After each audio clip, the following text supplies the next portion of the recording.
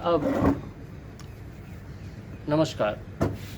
अब गहरे जीवन के कई सूत्र हैं जिंदगी को गहराई में जीने के लिए। तो उसमें हम 3 सूत्रों की चर्चा आज करेंगे और उसका हम 3 वीडियो बनाएंगे।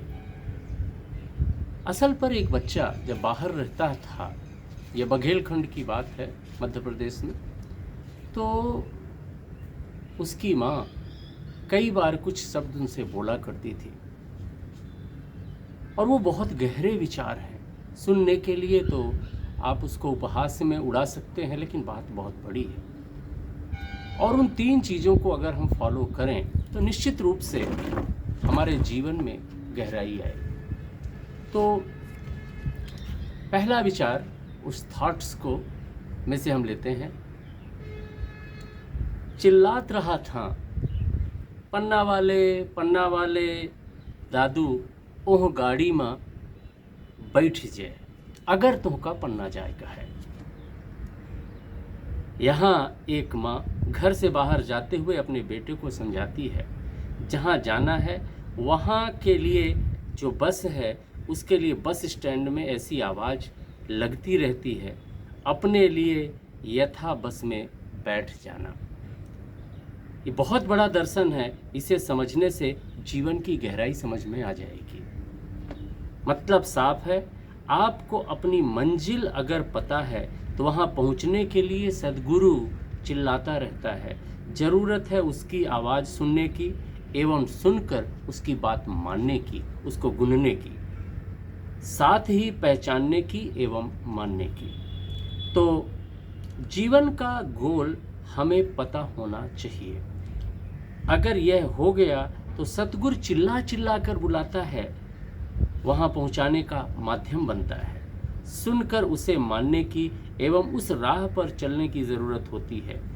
अपने लक्ष्य को प्राप्त करने के लिए जब हम निकलते हैं तो एक घना अंधेरा सा लगता है, कहाँ जाएं, क्या करें, जिससे लक्ष्य की पूर्ति हो जाए। ऐसी स्थिति में घबराने की ज़रूरत नहीं। रास्ता बताने वाले हर जगह सतगुरु के रूप में विद्यमान है। वो चिल्ला चिल्ला करके जगह बताते हैं, आपको केवल उन्हें सुनना है, पहचानना है। मंजिल प्राप्त करने के लिए पहले आपको अपना घर छोड़ना पड़ेगा। घर से मतलब कंफर्ट जोन से है। हमें कंफर्ट जोन से बाहर आना है एवं मंजिल की तरफ एक कदम बढ़ाने की ज़रूरत है। लक्ष्य की तरफ बढ़ाया गया पहला कदम हमें लक्ष्य तक पहुंचाता ही है। सद्गुरु हमें मंजिल तक नहीं ले जाते, वे रास्ता बता देते हैं।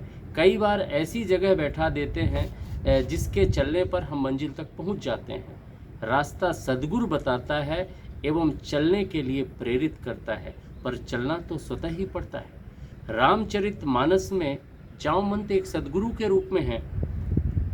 उन्होंने हनुमान जी को लंका जाने के लिए प्रेरित किया, लेकिन लंका जाने का काम भगवान हनुमान ने किया था। सद्गुरु मंजिल की तरफ बढ़ने के लिए प्रेरित करता है।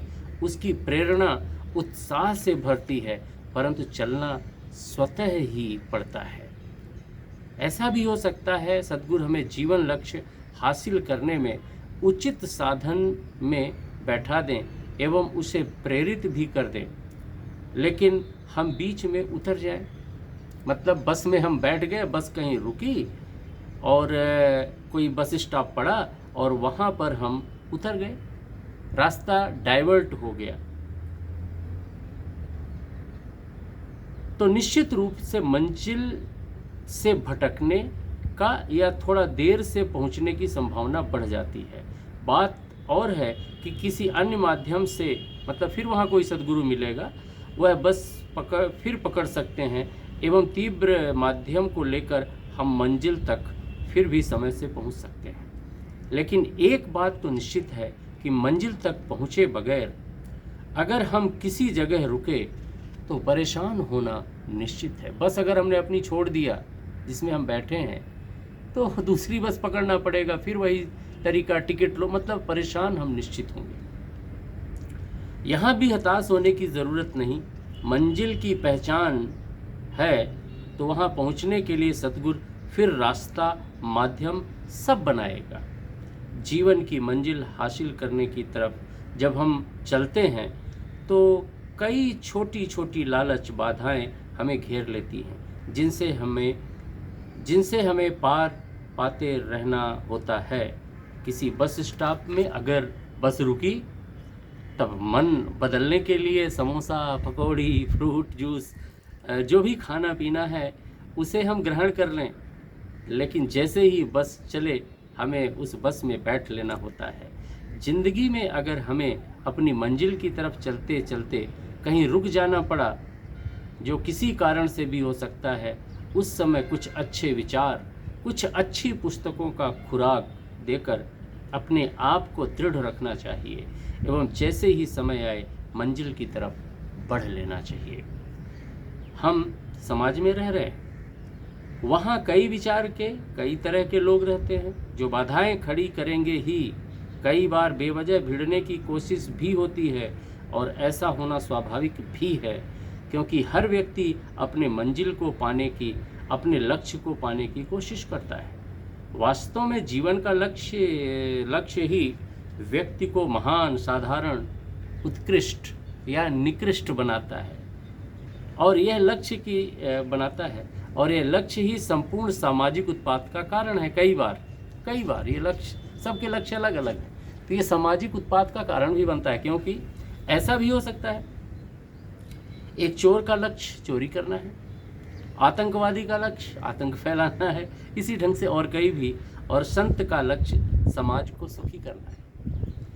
एक मौका पाते चोरी करेगा, दूसरा मौका पाते आतंक फैलाएगा और तीसरा हर समय समाज को खुशहाली देने के बारे में सोचेगा एवं कार्य करेगा। ये तीनों एक ही समाज में रहते हैं, तीनों की मंजिल तीन तरह की, तीनों को उसे पाने की कोशिश करनी है। टकराव निश्चित है, स्वाभाविक है।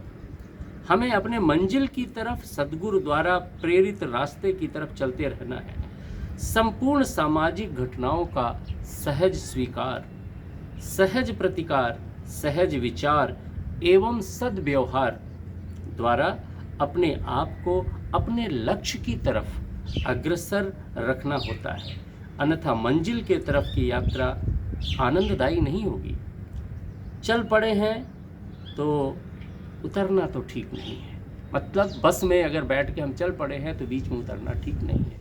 लक्ष्य पता है, उसकी तरफ चल पड़े हैं तो बीच में अपने लक्ष्य को छोड़ना ठीक नहीं है। सही ढंग से जब मंजिल की तरफ हम चलते हैं तो कई बार बस का टायर भी पंचर हो जाता है, जिससे यात्रा रुक जाती है। हम यात्रा कर रहे हैं, गाड़ी का पंचर होने में हमारा कोई सीधा संबंध भी नहीं, फिर भी यात्रा तो रुक गई ना। वह गुरु द्वारा आपके दिए गए साधन में बाहरी आक्रमण है, इस आक्रमण ने भी हमारी यात्रा बाधित की। यह ऐसा है जैसे कि गुरु ने हमें सदाचार के साथ रहना सिखाया, चलना सिखाया और हमारे अंदर दुराचार का प्रवेश गहराई में हो जाए तो हमारा लक्ष्य बाधित तो होगा ही। ऐसी स्थिति में हमें व्रत एवं ध्यान का सुलोचन लेना चाहिए, जिससे ये पंचर ठीक हो जाए और यात्रा पुनः प्रारंभ हो जाती है। सद्गुरु के बताए रास्ते पर चलकर हम मंजिल की तरफ आराम से पहुंच सकते हैं, बशर्ते आने वाली बाधाओं एवं अपनी मनोदशा को हम अपने लक्ष्य से बड़ा ना समझें। ध्यान रखना, सद्गुरु के बताए रास्ते पर चलकर हम मंजिल की तरफ आराम से पहुंच सकते हैं, बशर्ते आने वाली बाधाओं एवं अपनी मनोदशा को हम अपने लक्ष्य से बड़ा ना समझें, बल्कि उन्हें अपने व्यक्तित्व के निखार के लिए उपयोग करें। यह एक मंत्र है जीवन की गहराई में उतरने का। तो एक बार इसको फिर से बघेली में सुने। चिल्लात रहा था पन्ना वाले दादू ओह गाड़ी में बैठ जाए। ये पहला वीडियो और इसी ढंग के कुछ थॉट्स का वीडियो मैं अगले उसमें दूंगा। जय श्री राम।